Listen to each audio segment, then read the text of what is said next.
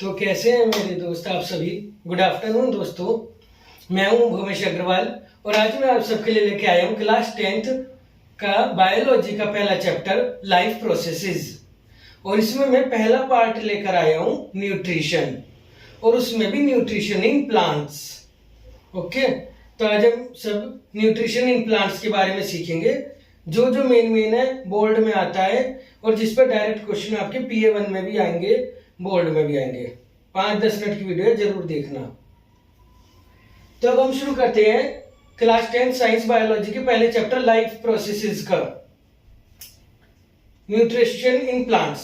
Okay, nutrition का मतलब क्या होता है? खाना, फूड। कि कोई अपना फूड किस तरह से ले रहा है, नेचर में अपना फूड वो किस तरह से ऑब्टेन कर रहा है, कोई भी लिविंग बीइंग, कोई भी लिविंग ऑर्गेनिज्म, इसे कहते हैं न्यूट्रिशन। ओके, तो प्लांट्स कैसे अपना फूड लेते हैं? क्या वे किसी और एनिमल से लेते हैं? क्या वे हमसे लेते हैं? नहीं, प्लांट तो अपना फूड खुद बनाते हैं। उल्टा बाकी सारे एनिमल्स और हम ह्यूमंस प्लांट्स से फूड लेते हैं, लेकिन प्लांट्स अपना फूड खुद बनाते हैं। तो प्लांट्स अपना फूड खुद बनाते हैं, इस बात को हम बचपन से पढ़ते आ रहे हैं, और इस प्रोसेस को कहते हैं फोटोसिंथेसिस। क्या कहते हैं? फोटोसिंथेसिस। और ये बात भी हम बचपन से पढ़ रहे हैं। एक बार इसकी डेफिनेशन देख लेते हैं। The process by which green plants make their own food, अपना खाना खुद बना लेते हैं, from CO2 and water. CO2 यानी कार्बन डाइऑक्साइड से और वाटर से, in the presence of sunlight and chlorophyll. किसकी प्रेजेंस में? सनलाइट की प्रेजेंस में और क्लोरोफिल की, यानी धूप जरूर निकली हुई हो और क्लोरोफिल जरूर हो, इसलिए पहले कहा गया ग्रीन प्लांट्स। क्लोरोफिल जिससे ग्रीन होते हैं प्लांट्स का जो ग्रीन कलर होता है वो क्लोरोफिल की वजह से ही तो होता है। तो क्लोरोफिल जरूर हो, यानी पौधा हरा भरा हो, धूप हो, उसके पास पानी भी दिया हो हमने सोइल में, और हवा में रखा हो जहां से CO2 भी अवेलेबल हो। तो इतना सब कुछ होगा तो वो अपना खाना खुद बना लेगा। जैसे हम प्लांट्स से फ्रूट्स लेते हैं, वेजिटेबल्स लेते हैं, ये सब लेते हैं, तो वो उनके द्वारा बनाया गया खाना ही तो है, जिसे वो स्टोर कर देते हैं फ्रूट्स की फॉर्म में, वेजिटेबल्स की फॉर्म में, फिर हम उनसे ले लेते हैं। तो ये सब वो बना कैसे रहे हैं? फोटोसिंथेसिस से। और क्या बना रहे हैं उसमें? वो स्टार्च बना रहे हैं। ग्लूकोज का पॉलीमर होता है स्टार्च। पहले ग्लूकोज बनाएंगे और फिर उसका पॉलीमर, यानी बहुत सारे ग्लूकोज के मॉलिक्यूल्स मिलकर स्टार्च बनाते हैं। इसकी रिएक्शन भी पूछी जाती है पेपर में, जैसे आप केमिस्ट्री के फर्स्ट चैप्टर में पढ़ते हो, वैसे ये केमिकल रिएक्शन है। 6CO2 यानी कार्बन डाइऑक्साइड के 6 मॉलिक्यूल, 12H2O वाटर के 12 molecule, in the presence of chlorophyll and sunlight. Arrow के ऊपर हम वही एसेंशियल कंडीशन लिखते हैं केमिस्ट्री के तरह ही, जो यहाँ पर चाहिए। क्लोरोफिल चाहिए, सनलाइट चाहिए, क्या बनेगा? ग्लूकोज बनेगा। ग्लूकोज का फॉर्मूला जरूर याद रखिएगा, C6H12O6। कार्बन के 6 एटम, हाइड्रोजन के 12 और ऑक्सीजन के 6, ग्लूकोज 6O2 और 6H2O। इसमें ऑक्सीजन भी बनती है, जो कि हम सांस लेने में लेते हैं, हम ह्यूमंस और एनिमल्स। इसलिए तो प्लांट्स बहुत जरूरी है हमारी धरती पर, क्योंकि यही हमें ऑक्सीजन दे रहे हैं, यही हमें फूड दे रहे हैं, और साथ साथ ये CO2 को ले रहे हैं जिसे हम छोड़ रहे हैं। तो ये बहुत महत्वपूर्ण भी है प्लांट्स, इसलिए प्लांट्स बचाना बहुत जरूरी है। ग्रीन अर्थ, क्लीन अर्थ। तो फोटोसिंथेसिस यहाँ पे हो गया, ठीक है। तो इस तरह से सब तो बचपन से पढ़ रहे हैं। अब इसमें जो नई चीज आती है हाई स्कूल में 10th क्लास में, वो आता है 3 इवेंट्स। कौन कौन से इवेंट्स में हम इसे बांट सकते हैं? तो एक बार पेपर में पूछा भी गया इसके 3 इवेंट्स बताओ या 3 स्टेप बताओ जिसमें ये फोटोसिंथेसिस होता है। तो अगर हम ब्रीफ में देखें यानी शॉर्ट में, तो 3 स्टेप्स क्या है? Absorption of sunlight bye chlorophyll. सबसे पहले क्लोरोफिल सनलाइट का एब्जॉर्प्शन कर लेगा। क्लोरोफिल पता है ना जो प्लांट्स की ग्रीन कलर है। Then conversion of light energy into chemical energy.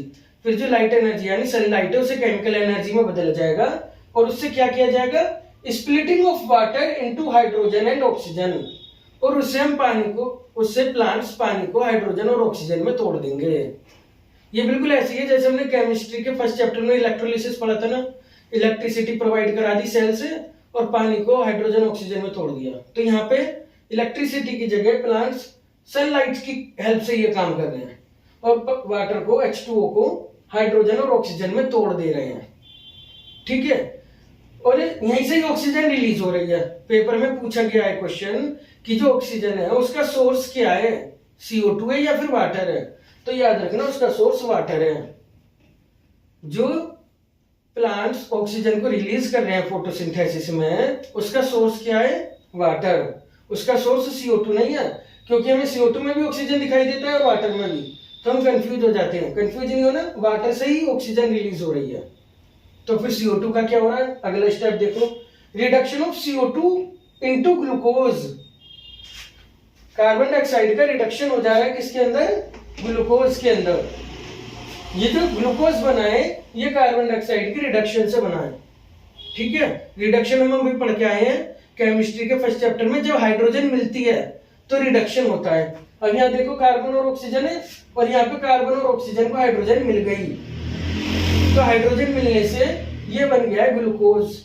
तो इसे कह दिया हो गया ये रिडक्शन, कार्बन डाइऑक्साइड का रिडक्शन हो गया ग्लूकोज में, क्योंकि इसे हाइड्रोजन मिल गई है। हाइड्रोजन मिलना ही तो रिडक्शन होता है, या फिर ऑक्सीजन का छिनना।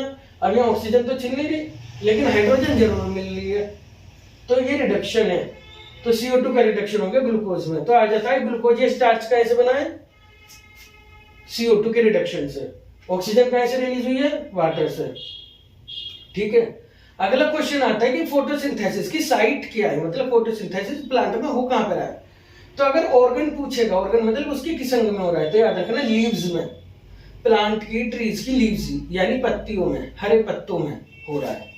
ऑर्गेनेल पूछ लिया, ऑर्गेनेल समझते हो ना, 9th क्लास में पढ़ा होगा। हमारी बॉडी सेल से मिलकर बनी है, और सेल के अंदर बहुत सारे ऑर्गेनेल्स होते हैं, जैसे माइटोकॉन्ड्रिया, ER, न्यूक्लियस। ऐसे ही प्लांट सेल में एक ऑर्गेनेल होता है क्लोरोप्लास्ट, उसके अंदर ही हो रहा है फोटोसिंथेसिस। प्लांट सेल के अंदर जो ग्रीन ऑर्गेनेल है क्लोरोप्लास्ट, उसी के अंदर फोटोसिंथेसिस हो रहा है। और ये कैसा दिखता है, डॉट लाइक स्ट्रक्चर। जैसे आपको ये मैंने गार्ड सेल दिखाई है स्टोमेटा की, इसमें डॉट डॉट लाइक स्ट्रक्चर दिख रही है। ये डॉट लाइक स्ट्रक्चर की तरह ही क्लोरोप्लास्ट माइक्रोस्कोप में दिखेगा। अगर हम देखेंगे तो डॉट लाइक स्ट्रक्चर की तरह ये दिखता है, यही ग्रीन कलर, इसी के अंदर फोटोसिंथेसिस हो रहा है। और अगर ये पूछ ले ग्रीन कलर किसकी वजह से या किस पिगमेंट की वजह से, तो क्लोरोफिल की वजह से ग्रीन कलर होता है। वो क्लोरोफिल क्लोरोप्लास्ट के अंदर ही भरा होता है। ठीक है, जैसे बोतल में पानी भरा है, ऐसी क्लोरोप्लास्ट के अंदर क्लोरोफिल भरा है। ठीक है, याद रखने के लिए याद रख सकते हैं, ये एक तरीका है एनालॉजी। ठीक है, तो हमें ये सब बातें ध्यान रखनी है। अब एक क्वेश्चन आता है कि ठीक है, लाइट तो आ गई क्लोरोफिल में, CO2 से ग्लूकोज भी बन गया, हाइड्रो ऑक्सीजन रिलीज हो गई। ये जो CO2 और ऑक्सीजन है, ये आ जा कैसे रही है बाहर, अंदर बाहर, इनका एक्सचेंज कैसे हो रहा है। CO2 प्लांट के अंदर कैसे आ रही है, या O2 बाहर कैसे आ रही है। तो site of CO2 and O2 gas exchange क्या है, तो याद रखना ये है स्टोमेटा। स्टोमेटा, स्टोमेटा क्या होता है भी बताऊंगा। इससे पहले एक बात और, कि किस प्रोसेस से अंदर बाहर आ रही जा रही है, डिफ्यूजन, डिफ्यूजन के प्रोसेस से। डिफ्यूजन आपने 9th क्लास में पढ़ा होगा, movement of any particles from its higher concentration to lower concentration.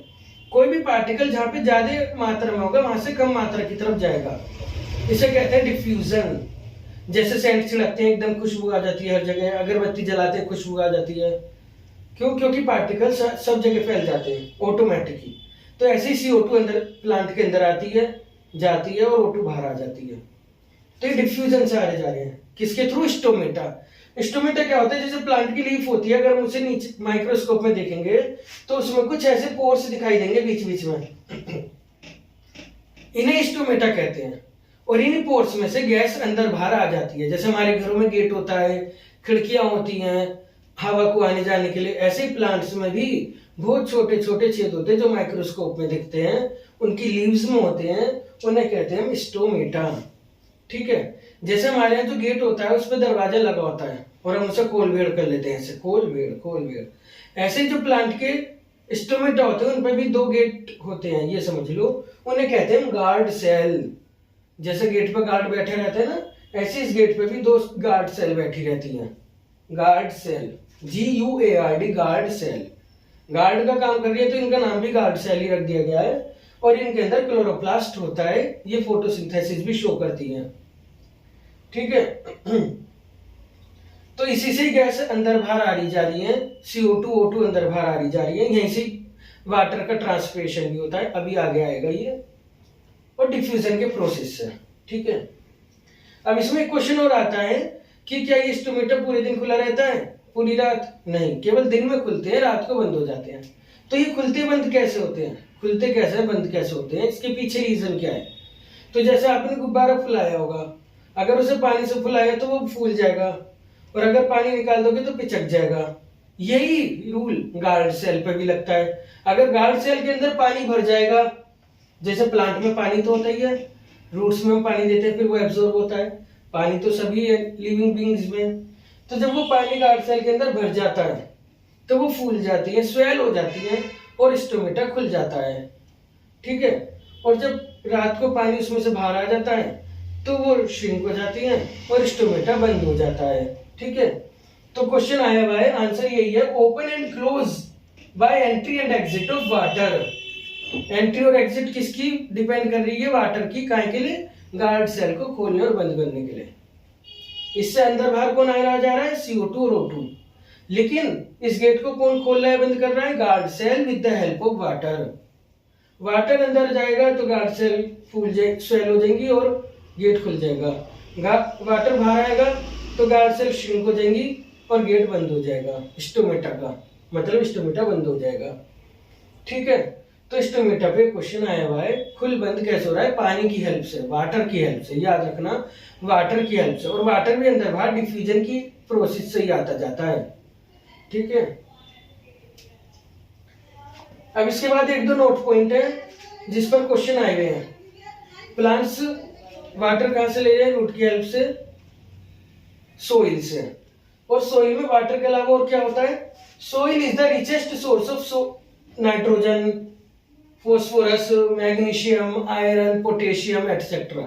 जितने भी मिनरल्स हैं वो सब सोइल में ही होते हैं, और सोइल से ही प्लांट लेता है। कैसे लेता है? पानी के साथ। जैसे रूट्स वाटर को एब्जॉर्ब करती है, उसी के साथ मिनरल्स को भी एब्जॉर्ब कर लेती है। और किस प्रोसेस से? वही डिफ्यूजन के प्रोसेस से। ठीक है।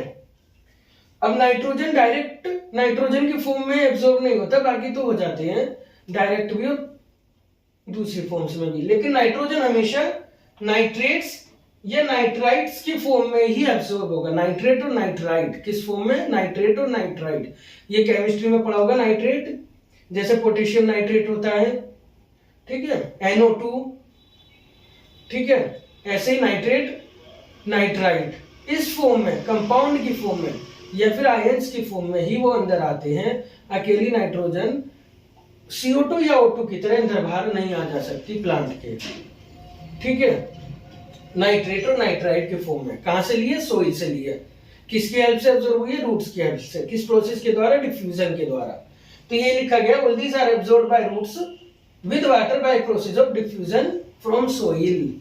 ये क्वेश्चन भी पूछा गया है असर्शन रीजन में कि नाइट्रोजन किस फॉर्म में आती है? नाइट्रेट और नाइट्राइट की। कहां से आती है? सोइल से आती है। ठीक है। तो उसमें ये था कि असर्शन रीजन दोनों ही ट्रू हैं, बट वो उसकी एक्सप्लेनेशन नहीं है, क्योंकि नाइट्रेट या नाइट्राइट की फॉर्म में इसलिए नहीं आता कि वो सोइल से ले रहा है। वो तो इसलिए आता है नाइट्रेट और नाइट्राइट की फॉर्म में क्योंकि वो नाइट्रोजन को डायरेक्ट नहीं ले सकता। ठीक है। सुना भी होगा, जैसे बड़े बड़े प्लांट्स होते हैं लेग्यूमिनस, उनकी रूट्स में राइजोबियम बैक्टीरिया होता है, या फिर बहुत बड़े बड़े प्लांट्स होते हैं उनकी रूट्स में माइकोराइजा फंगस बना लेता है, और वो उन्हें नाइट्रोजन, नाइट्रेट और नाइट्राइट के फॉर्म में सप्लाई करते हैं। तो नाइट्रोजन नाइट्रेट या नाइट्राइट की फॉर्म में ही आती है, और वो बैक्टीरिया और फंगस की हेल्प से ही वो एब्जॉर्ब कर पाते हैं। ठीक है। तो ये भी एक इंपॉर्टेंट क्वेश्चन है। अब इसके बाद एक क्वेश्चन आता है इंपॉर्टेंट कि एक ऐसी एक्टिविटी दिखाइए या फिर एक ऐसा एक्सपेरिमेंट दिखाइए कि जो CO2 है यानी कार्बन डाइऑक्साइड है, ये फोटोसिंथेसिस के लिए बहुत जरूरी है, और इसकी एब्सेंस में फोटोसिंथेसिस नहीं हो पाएगा। ठीक है। तो इसमें हम क्या करते हैं, इसका जो मेन बेस है वो है स्टार्च टेस्ट। स्टार्च टेस्ट असल में प्लांट जो ग्लूकोज बना रहे हैं, जैसे मैंने अभी बताया, वो स्टार्च की फॉर्म में स्टोर होता है। स्टार्च क्या है? ग्लूकोज का एक पॉलीमर है। बहुत सारे ग्लूकोज मॉलिक्यूल मिलकर। जैसे आलू है, उसके अंदर स्टार्च है पूरा का पूरा, ठीक है। अब स्टार्च की क्या खास बात होती है, अगर स्टार्च के ऊपर हम आयोडीन सॉल्यूशन डालेंगे तो उसका कलर हो जाएगा blue black, dark blue black colour. तो अगर वो ब्लू ब्लैक कलर हो गया है आयोडीन सॉल्यूशन डालने से, तो समझ लो वहां पे स्टार्च प्रेजेंट है, ठीक है। तो हम क्या करते हैं, दो प्लांट्स ले लेते हैं, उन दोनों प्लांट्स को take 2 potted plants which have been de-starched by keeping them in dark for 3 days। Dark मतलब अंधेरे में। दो प्लांट ले लेंगे, उन्हें 2-3 दिन अंधेरे में रख देंगे, जिससे उनके अंदर जो भी स्टार्च है वो खत्म हो जाए। जैसे मान लें 2-3 दिन कुछ नहीं खाए तो हम भी तो भूखे हो जाएंगे, फिर भूख लगेगी तेज। ऐसे प्लांट्स को 2-3 दिन अंधेरे में रख देंगे, जिससे उनकी पत्तियों में, उनमें जो भी स्टार्च इकट्ठा हुआ है वो खत्म हो जाए, ताकि अगर हम आयोडीन टेस्ट करें तो वो सही हो, पहले से कोई स्टार्च ना हो। इसलिए अगर पहले से स्टार्च होगा तो आयोडीन टेस्ट गलत हो जाएगा, फिर वो सही आंसर नहीं मिल पाएगा।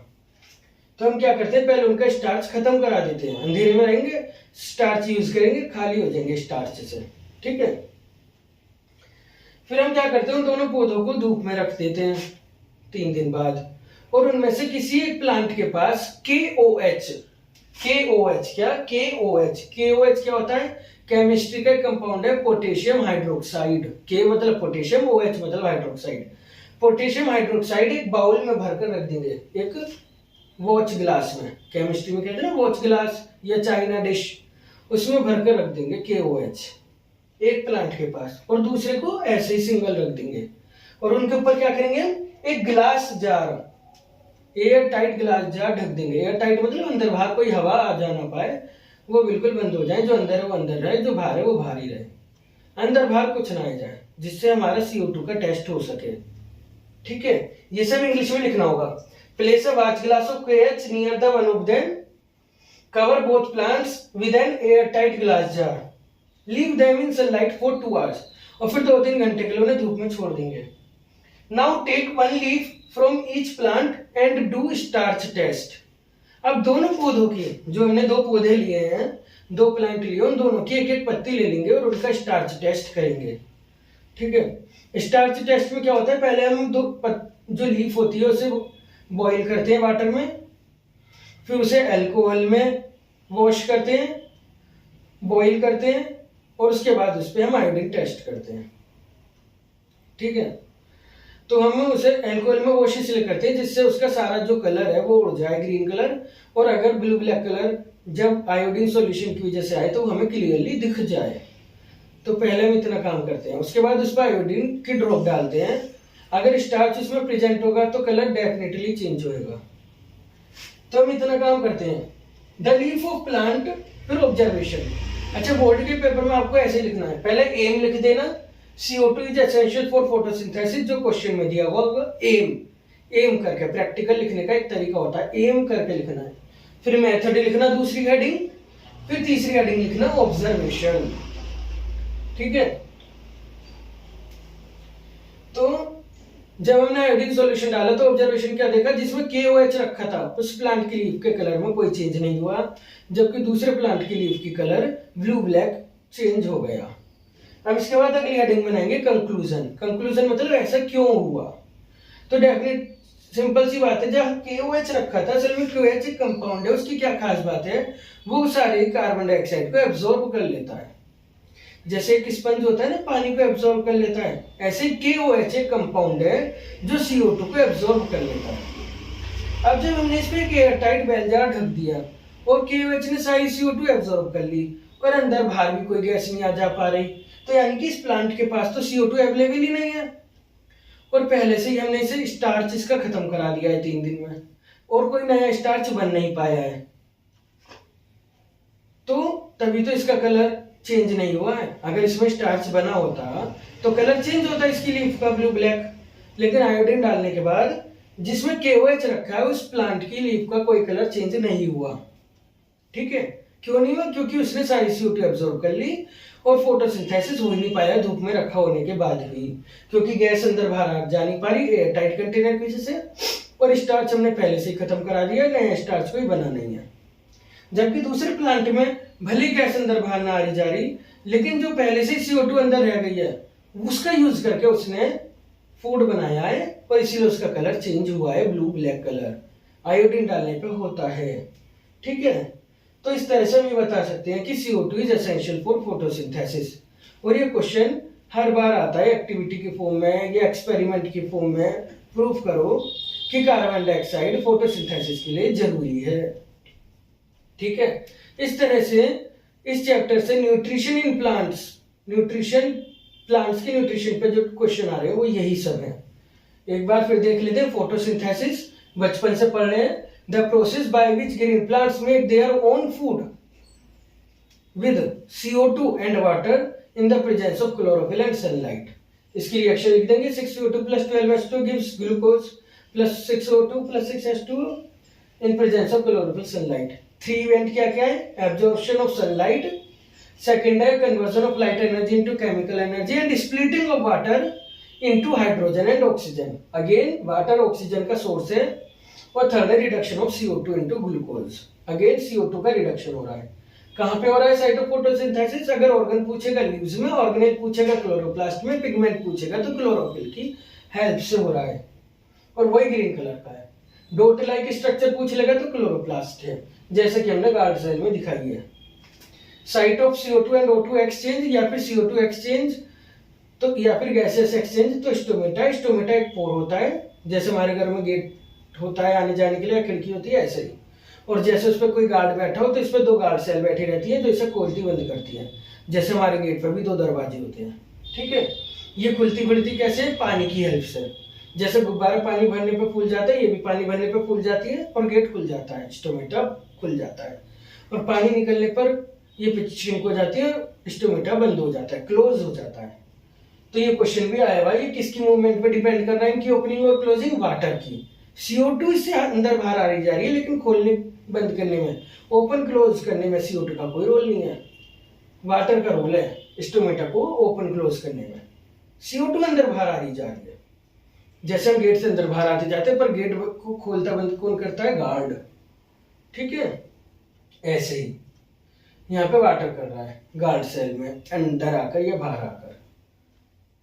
इसके बाद नाइट्रोजन सोइल से मिल रही है नाइट्रेट और नाइट्राइट के फॉर्म में, रूट्स एब्जॉर्ब कर रही है डिफ्यूजन के द्वारा। बाकी सब मिनरल्स भी वाटर के साथ रूट ही एब्जॉर्ब कर रही है। और CO2 का एक्सपेरिमेंट करके दिखाना है। अगेन इसमें स्टार्च टेस्ट महत्वपूर्ण इंपॉर्टेंट है, जो आयोडीन सॉल्यूशन के साथ ब्लू ब्लैक कलर देता है। KOH का रोल यहाँ पे इंपॉर्टेंट है कार्बन डाइऑक्साइड के एक्सपेरिमेंट में। Thank you so much.